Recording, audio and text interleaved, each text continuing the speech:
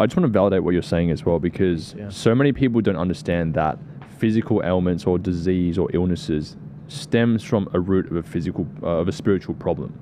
We actually were talking about this in my Church Connect group last week, and we were kind of like, the pastor was like, go on this side if you over spiritualize everything too much, but then go on this side if you over practicalize everything too much. And I was on the very, very over spiritual side.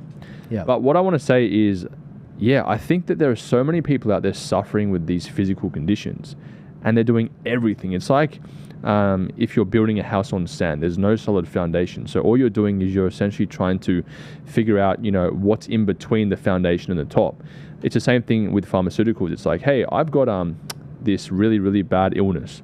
Oh, cool. Okay, you've got this. Yep, cool. So have this drug so the symptoms go away, and just have these for the rest of your life. Doesn't actually solve the root of the problem, does it? It just masks the symptoms. And what I see so many times is that people, they're just so reluctant to even consider that there may be a spiritual cause of what they're going through. I'll give you an example. I've had OCD my entire life. So what will happen to me, and I'm sure a lot of people out there can relate, or maybe people out there have kids or family members or friends. I would literally get so fixated on a worry that it would essentially ruin my life. I've had all things from hypochondria to conspiracy theories. Like, for example, like when I was sleeping around a lot, I was always like so hyper worried I'd get like some really bad STD. And what would happen is, even if I hadn't done anything stupid and I was completely protected, I would still ruminate for days and days and days, and then there'd be this voice being like, oh yeah, but what if that cough that happened 3 hours ago is related? And then I'd go on look up the symptoms, and I'd convince myself thinking I had AIDS. You're going to die in 3 hours. Literally, dude, the amount of checkups I used to have just from worrying about a certain symptom, whether it was like, for a split second, I felt like, oh, was that like a hot flush? Oh no, what's that? My life was plagued. And where I want to give confirmation that this was purely spiritual is that after all the stuff that happened to me that I spoke about just before, I started to do something called deliverance. Now, some Christians may not believe in this, and I understand, but it worked for me, and it works for millions of people out there, especially with physical conditions. Dude, I literally had deliverance, which is like exorcism, through a pastor in Melbourne and Brisbane, and we casted out many demons out of me, which were, essentially plaguing me my whole life. Dude, once that OCD demon came out of me, bro, it's been 4 years. I've not had one single episode of OCD in my entire life. Not one. I didn't go to any other cognitive behavioral therapy practitioners. I didn't have medication. I didn't do anything besides cast a demon out. That's one example. Second example is, I told you how I had a heart condition, which is called atrial fibrillation. And I also developed a digestion problem, all from the demonic stuff that was happening to me. I did a really thorough deliverance session, because deliverance is a journey. It's not like you do it once and you're healed. Sometimes you are, but it's all in God's timing. I remember I did my first really solid one up in Brisbane back in 2023. And dude, after that one session, my heart palpitations that I was having for years and years and my digestion problems completely went away. Completely. Until I then fell back into sin about 6 months later. But that whole time, it was gone. So how do you explain that? Like, I'm part of a sort of ministry in Brisbane, and these guys see it all. They see people in wheelchairs come to worship nights. They get up out of their wheelchair, they start walking again. How do you explain that? You can't. And I think there's this thing where, and this is one of my biggest purposes that God has called me to do, is really just like, uncover the reality that the demonic is so present.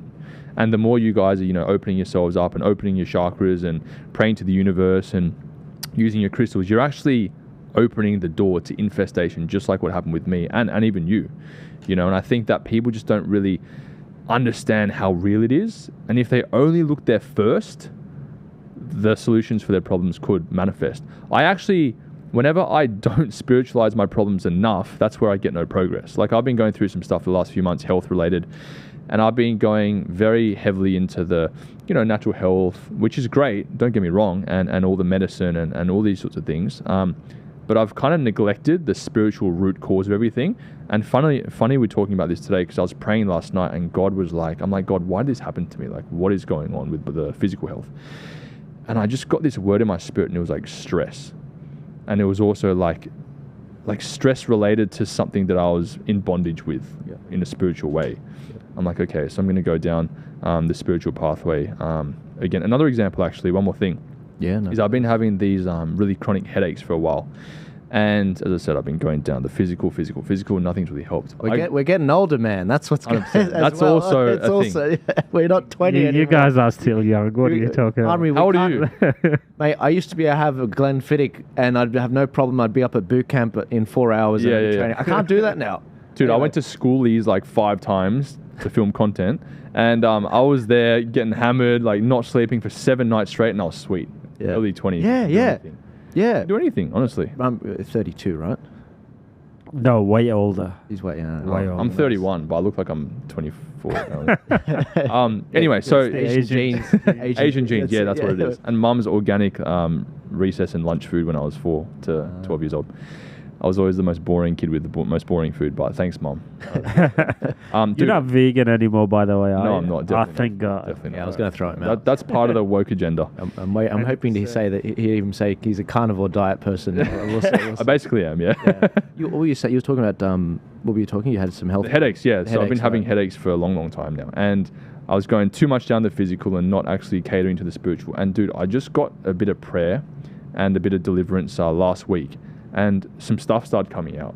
And I kid you not, since then I've been like night and day difference. I didn't do nothing. I didn't have any new supplements, no new nothing. But from that moment, it's just like that just validates the spiritual so clearly, and people out there should definitely be more open-minded to it. No, I totally agree. My dad used to run the Sydney Institute for Christian Studies, so he was obviously Syrian Orthodox Christian. My mum's Maronite Lebanese Christian, and he did teach the Sydney Institute for Christian Studies, where he talked about God's word in your immune system, and he had a full Bible studies in Western Sydney for 5 to 10 years, and it was really cool because he said, yes, there is a spiritual, but on top of that, look.